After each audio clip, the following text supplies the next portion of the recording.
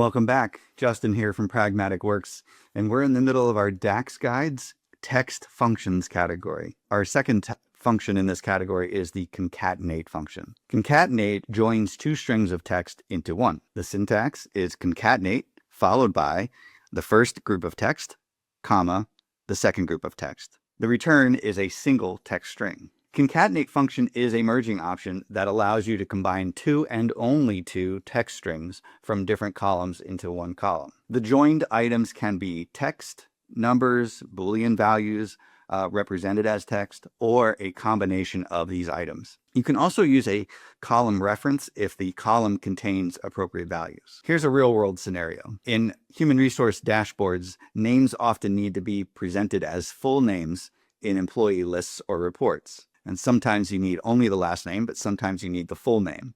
So concatenate helps standardize names into a single column for printing badges, payroll lists, or anything else that is similar. Another example might be creating a new column, a new key column, combining something like the product abbreviation with a product number. Concatenate in DAX accepts only two arguments, whereas the Excel concatenate function accepts up to 255 arguments. So if you need to concatenate multiple columns, you can create a series of calculations or use the concatenation operator, which is the ampersand symbol, to join all of them into a simpler expression. Let's go into Power BI and use the concatenate function. All right, welcome back into our Power BI report. You can see that I'm on the concatenate tab here, and I will be creating visuals now that we have something to compare it to. So let's head over to our table view first and look at our text functions demo data set here. We do have, in combined values, we were able to combine last name, comma, space, first name. With concatenate, it is a little bit more straightforward. We don't have the use of a delimiter. So let's just go to new column here, and we'll start by typing, we'll do our customer name. Let's see, we did customer name combined values, and now we'll do customer name concatenate, just so we can keep the difference between the two. So let's use the concatenate function. And you can see that it's pretty straightforward. We need our first bit of text followed by our second bit of text.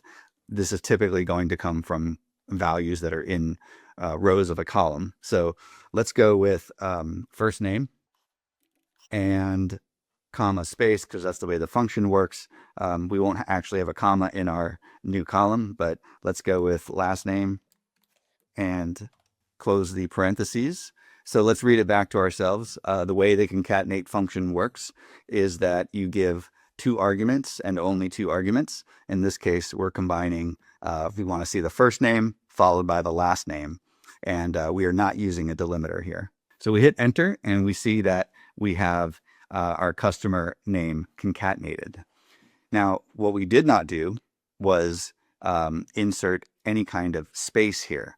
So we can do that now if that's how we want to see our full name. And of course, in this scenario, it does make sense. So now let's get back to fixing the problem here. So after our first string of text, we could insert a space here. So here we're going to insert the space in between two double quotation marks, and we're going to introduce the ampersand.